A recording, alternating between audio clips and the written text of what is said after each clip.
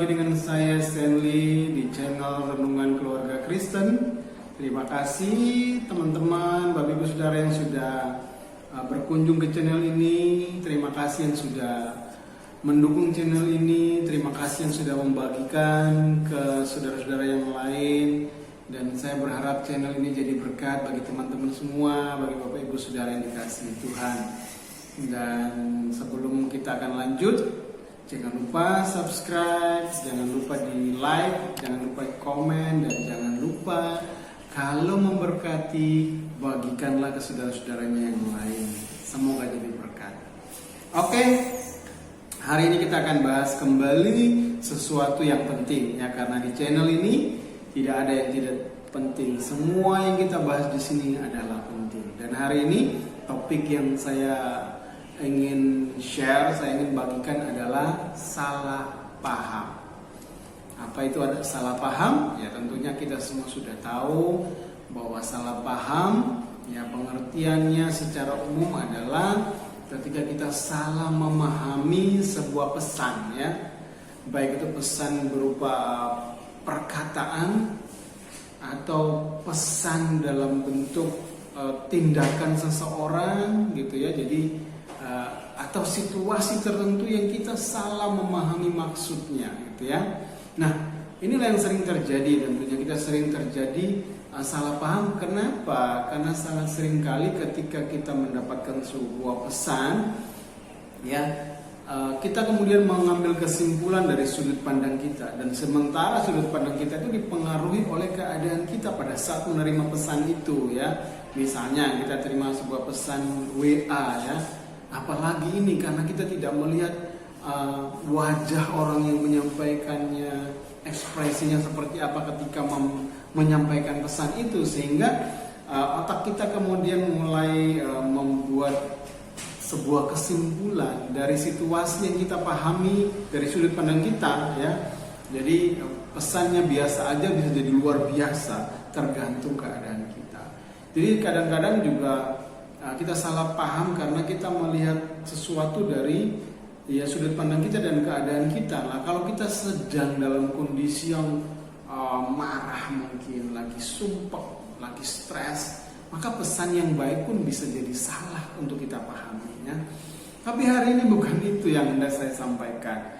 Jadi hari ini kita akan bicara tentang salah paham, tentang jadi kita salah memahami Tuhan gitu ya. Nah, bahasannya ada di Mazmur pasal yang ke-73 ayat 1 sampai dengan ayat yang ke-28. Pasal ini menarik buat saya karena salah satu pasal yang kesimpulan pasal ini justru ada di awal. Jadi biasanya penulis-penulis itu kan kesimpulannya ada di belakang ya. Tapi justru di pasal ini kesimpulannya itu sudah ada di awal. Karena diawali dengan ayat 1 begini.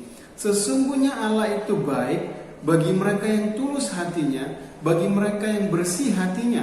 Jadi di ayat 1 dikatakan bahwa sesungguhnya Allah itu baik. Jadi sungguh Allah itu baik. Nah, ini adalah kesimpulan sebetulnya dari seluruh ayat-ayat di pasal ini. Tapi kemudian di ayat yang kedua dimulai dengan kata tetapi aku ya, tetapi aku. Jadi ayat 2 ini ada dimulai dengan kata tetapi. Kita pahami betul bahwa kata tetapi ini adalah kata yang mengkontraskan, yang menunjukkan bahwa ada kontras antara sebelumnya dan sesudahnya. Jadi kata tetapi aku ternyata dikontraskan. Jadi atas dikatakan begini, Allah itu baik tetapi aku. Jadi antara Allah yang baik dikontraskan dengan dirinya, dengan penulis ya. Jadi apa kontrasnya? Tetapi aku, kalau kita lanjutkan di situ dikatakan begini, sedikit lagi maka kakiku terpeleset, nyaris aku tergelincir. Kemudian dijelaskan ayat ketiga, sebab aku cemburu kepada pembual-pembual kalau aku melihat kemujuran orang-orang fasik ya. Jadi penulis ini melihat orang-orang fasik ya. Mengapa orang fasik itu sukses? Mengapa mereka sehat? Hidup mereka sepertinya lebih enak dari orang benar. Karena kalau kita lihat ayat yang keempat, sebab kesakitan tidak ada pada mereka ya, mereka sehat berarti ya. Kesakitan tidak ada pada mereka, mereka sehat dan gemuk tubuh mereka. Kemudian Ayat yang kelima, mereka tidak mengalami kesusahan manusia dan mereka tidak kena tulah seperti orang lain. Ini menarik sekali buat saya karena penulis melihat bahwa orang-orang yang hidup, orang fasik, orang tidak mengenal Tuhan gitu ya, kenapa hidup mereka kok enak? Ya, kesakitan tidak ada pada mereka, mereka gemuk, mereka sehat, mereka sukses gitu ya, mereka sukses. Lah, kenapa demikian? Gitu ya? Kenapa kok begitu? Nah, ini penting sekali ya bagi kita. Jadi penulis rupanya salah memahami Tuhan. Kenapa saya katakan salah memahami Tuhan? Karena akan selanjutnya akan kita lihat ya. Jadi di sini kita lihat bersama bahwa bahkan mereka menghina Tuhan ya di ayat yang ke-11, dan mereka berkata, bagaimana Allah tahu hal itu? Adakah pengetahuan pada yang maha tinggi? Ya, sesungguhnya itulah orang fasik. Jadi orang fasik ya ini adalah orang-orang yang hidup mereka sembrono, tapi mereka sepertinya sukses, mereka sehat, mereka berhasil, hidup mereka lebih enak dari orang benar gitu ya. Nah, kemudian jadi ini adalah sudut pandang yang berbeda. Jadi penulis ini melihat seperti inilah keadaan orang-orang fasik. Nah, kemudian kalau kita lihat dikatakan begini, ayat yang ke-16, tetapi ketika aku bermaksud mengetahuinya, hal itu menjadi kesulitan di mataku. Ayat yang ke-17 ini kemudian terjadi perubahan yang signifikan, karena di ayat 17 berkata begini, sampai aku masuk ke dalam tempat kudus Allah dan memperhatikan kesudahan mereka. Jadi ini adalah titik baliknya. Jadi di sebelumnya ketika penulis ini melihat bahwa orang fasik itu hidupnya enak, gitu, mereka sehat, mereka gemuk, mereka sepertinya sukses, bahkan mereka menghina Tuhan dengan berkata, di mana Tuhan, adakah pengetahuan pada yang maha tinggi? Nah, kemudian ayat yang ke-17 ini adalah titik balik. Sampai aku masuk ke tempat kudus Allah. Sudut pandang yang berbeda, ya. Jadi kalau tadi dia melihat dari sudut pandangnya sendiri, aku cemburu, dia berkata. Ketika aku ingin memahaminya itu sulit. Tapi ketika aku masuk ke tempat kudus Allah dan melihat kesudahan mereka. Nah, Bapak Ibu, teman-teman semua yang dikasihi Tuhan, ini luar biasa. Jadi memang sudut pandang itu sangat mempengaruhi sekali cara kita memahami sesuatu, sebuah pesan, gitu ya. Nah, ketika yang awal dia melihat persoalan atau orang fasik dari sudut pandangnya, maka dia melihat sepertinya kok mereka lebih sukses, mereka lebih kaya, mereka lebih berhasil, mereka lebih sehat gitu ya.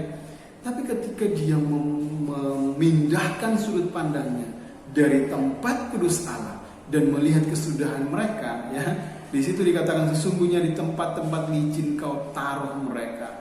Kemudian kau jatuhkan mereka sehingga hancur. Betapa binasa mereka dalam sekejap. Jadi kita kadang-kadang juga begitu. Kita merasa cemburu ya dengan, atau merasa ya cemburu dengan orang-orang yang mereka sepertinya tidak mengenal Allah. Tapi kenapa mereka lebih berhasil? Kenapa mereka lebih sukses? Kenapa kita sakit dan mereka tidak? Gitu kan ya. Nah, tapi ini sudut pandang itu harus dirubah ketika kita masuk ke tempat kudus Allah, memandang mereka dari sudut pandang Allah, kita akan tahu bahwa sebetulnya mereka adalah orang-orang yang patutnya dikasihani. Kenapa? Di tempat licin kau taruh mereka. Teman-teman semua, Bapak Ibu Saudara yang dikasihi Tuhan. Jadi ketika kita menjalani hidup ini, ada banyak hal yang kita rasa ini kok nggak adil ya. Ya, Tuhan kok nggak adil sih? Kenapa aku harus menderita gitu ya? Kenapa orang fasik, orang yang tidak mengenal Allah malah mereka lebih sukses? Sepertinya mereka lebih berhasil, mereka lebih sehat. Ya, di mana Tuhan? Gitu ya. Bagaimana Tuhan bisa melakukan hal ini terhadap kita? Nah, kemudian ini perhatikan sudut pandangnya dirubah dari sudut pandang Allah, dari tempat kudus Allah. Kita melihat mereka bahwa mereka ini orang-orang yang ada di tempat yang licin. Sebentar lagi mereka tergelincir dan hancur dan binasa, ya. Dan pemahaman ini merubah keadaan, ya, dari si penulis. Karena kalau kita lihat dikatakan di ayat yang ke-21, ketika hatiku merasa pahit dan buah pinggangku menusuk-nusuk rasanya, aku dungu dan tidak mengerti, seperti hewan aku di dekatmu. Ayat yang ke-23. Tetapi aku tetap di dekatmu, engkau memegang tangan kananku. Tetapi aku tetap di dekatmu. Jadi kalau tadi di bagian awal, kalau kita lihat ya, dia merasa cemburu melihat orang-orang fasik yang berhasil, yang sehat dan sebagainya. Tetapi dia ketika sudut pandang berubah, melihat mereka dari sudut pandang Allah, jadi dari tempat kudus Allah, dan melihat bahwa ya mereka adalah orang-orang yang ada di tempat yang licin, sebentar saja mereka jatuh dan binasa. Kemudian ayat berikutnya, bahkan ketika hatiku pahit, ya, ketika buah pinggangku menusuk-nusuk, rasanya kan berarti ada dalam penderitaan, ya, ada dalam masalah. Tapi dia katakan begini, tetapi aku tetap di dekatmu. Jadi kali ini berbeda. Ketika ada masalah, bahkan itu penderitaan sekalipun, penulis berkata, aku memilih ada di dekatmu. Seperti hewan dungu, aku di dekatmu, tetapi aku tetap di dekatmu. Sudut pandang yang berbeda membuat memandang segala masalah dengan cara yang berbeda. Jadi apapun yang terjadi, aku tetap di dekat Allah, tetap di dekatmu, ya. Kemudian kalau kita lihat di sini, kemudian muncul sebuah pernyataan iman yang luar biasa, ya, di ayat yang ke-25 dikatakan, siapa gerangan ada padaku di surga selain engkau, ya. Selain engkau tidak ada yang kuingini di bumi, sekalipun dagingku dan hatiku habis lenyap, gunung batuku dan bagianku tetaplah Allah selama-lamanya. Haleluya, ini luar biasa sekali. Karena kalau lihat, jadi yang awalnya cemburu terhadap keadaan orang-orang fasik yang sepertinya mereka sukses, berhasil, lebih sehat, kemudian sudut pandang berubah ketika masuk ke tempat kudus Allah dan melihat keadaan mereka, bahwa sebetulnya mereka itu ya sebentar saja tergelincir dan binasa. Kemudian pertanyaan berikutnya, apakah ini kemudian menghilangkan persoalan? Apakah masalah sudah selesai? Tidak, kita lihat terus di ayat-ayat selanjutnya, bahkan sampai di ayat terakhir nanti, masalahnya itu tidak selesai, ya. Dikatakan bahwa makanya sekalipun dagingku dan hatiku habis lenyap, gunung batu dan bagianku tetaplah Allah selama-lamanya. Masalah tetap ada, cara pandang terhadap masalah itu yang berubah, ya. Masalah tetap ada, tapi sudah nggak salah paham lagi dengan Tuhan.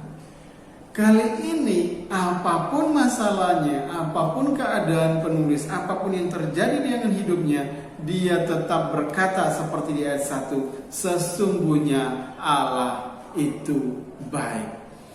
Persoalan mau seperti apa, mau orang fasik itu berhasil, mau mereka sukses, mau keadaan kita seperti apa, mungkin kita sedang dalam penderitaan, mungkin kita tidak sesukses mereka secara jasmani, mungkin keadaan kita sedang sepertinya tidak baik-baik saja, mungkin ada penderitaan, ada tantangan, ada masalah dalam hidup kita, dalam pekerjaan, dalam rumah tangga, bahkan mungkin dalam pelayanan. Tetapi kesimpulannya adalah Allah itu baik.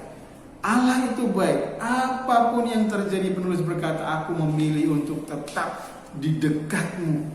Aku memilih untuk tetap di dekat Tuhan. Apapun keadaanku, apapun yang terjadi dalam hidupnya.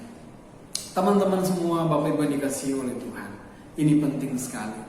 Jadi kita tidak salah paham dengan Tuhan. Tuhan itu peduli dan memperhatikan hidup kita. Apapun yang terjadi, pilihan yang paling tepat adalah tinggal di dekatnya.